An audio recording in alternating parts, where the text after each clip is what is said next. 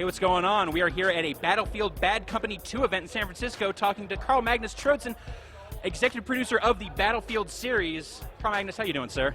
I'm very good today. It's a nice feeling being here and showing the single player for the first time. Now, this is pretty exciting. You guys have been showing off a lot about the multiplayer for Bad Company 2 for a while now, and I have been chomping at the bit. Been waiting to hear more about the single player because I want to know what Bad Company's been up to since the first game, since they got all their gold and got away clean. How do you get them back? What's Bad Company doing back in the fray? Well, they didn't really get away clean. I mean, there's a time gap in between the two different games, but they didn't get away clean. The army actually caught them, and they don't have the gold anymore. And when you catch up with the squad, you'll actually find them on a bit of a, well, you know, they do some core missions up in Alaska on the cold border where the Russians are about to invade, and they're actually being accommodated there on penal duty. You know, they've been ordered on some very bad missions. So they messed up, and this is their punishment is Alaska. Of course, you know, what can they do? They always mess up. It's Bad Company. So one of the things that you guys have said so far about the single player is that you're going for maybe a little more of a serious tone than the first game. What motivated that kind of shift of tone? Well, first of all, we wanted to see what kind of if we take these characters, the same characters that we had before, the same lovely bantering going on in between them, the same kind of humor, but we put them in a more serious scenario, what would happen, and that's where the drama and the more serious tones start to get through. It's really something we wanted to see, how we could evolve the characters by doing that. So they're not necessarily more serious, but they're in a much more dire situation. Absolutely, and the stakes are higher, and the stakes for them themselves. It's not just about them going after finding some gold, trying to get rich. It's actually about defending, a lot of things that they care about. So let's talk a little bit about the story here, about what it is that's moving the Bad Company through the game. Now there's a big war happening here.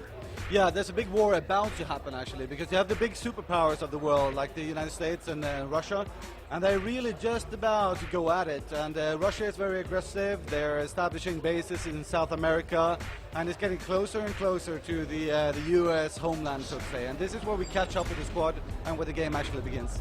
And there's the Russians have some sort of super weapon. It seems like that's kind of the driving thing that they're going after. Yeah, we won't announce too much about that, but yeah, that's the thing going on. So the squad actually gets sent down to South America to find out more what this is actually about. And yeah, that's when everything starts to go wrong as usual.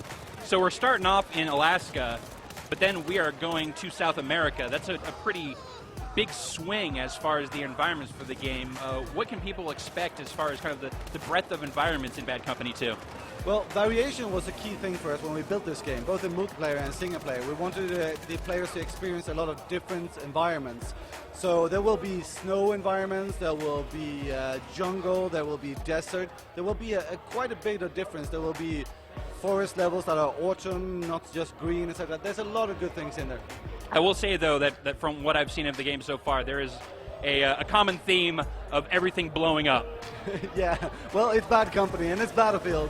We like to call it Destruction 2.0, that we have just evolved it from the first game. And you can take down the houses, you can chip away small pieces, you can blow holes in the ground, take out the vegetation. Whatever you do, do it.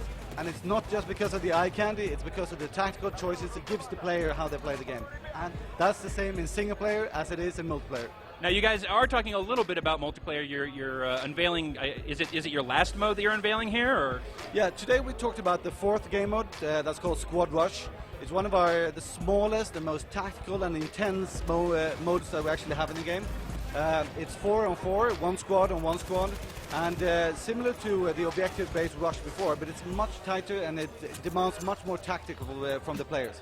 You're also talking about a little hardcore mode as well. Talk a little bit about that. Yeah, it's not so much a mode as it is a setting, actually, because it's a setting that can be applied to all the 4 modes that we have in the game. And basically what it does is that it boils down the experience and reduces a lot of things. So it removes the killer cam, and it adds more damage to the weapons, and it removes HUD elements, and suddenly you can team kill players as well. So it's a mode, it's a setting where you actually that we want to entice the really hardcore people to start playing with. I imagine that might make it a little easier for the, let's say, more casual players to kind of ease into the games that the hardcore players aren't taking part in. Absolutely. That was part of the idea, that when you play the game for a while and start to get really good at it, start playing the hardcore mode, and you can let the newbies, chill out a while in the ordinary modes, perhaps. Now, getting back to the single player a little bit, I assume Bad Company is not still gold hungry. They still don't have the gold lust. Is there any sort of personal motivation for Bad Company for being on this mission, or are they just men of duty now? They're men of duty, but they're men of duty out of because they're forced to. So I won't announce or say exactly what it is that are driving them, but well, the war is coming dangerously close to the American homeland. So.